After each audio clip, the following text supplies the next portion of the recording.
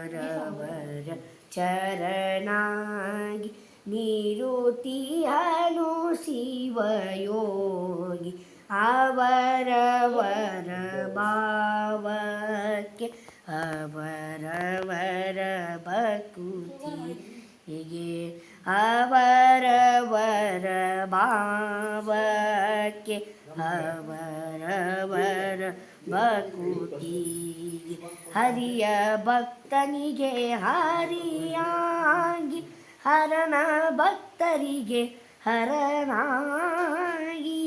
ಶೀಲವಂತರಿಗೆ ಶಿವನಾಗಿ ನಿರುತಿಹನು ಶಿವಯೋಗಿ ಅವರವರ ಭಾವಕ್ಕೆ ಅವರವರ ಭಕುತಿಗೆ ಅವರವರ ಭಕುತಿಗೆ. Wow, super.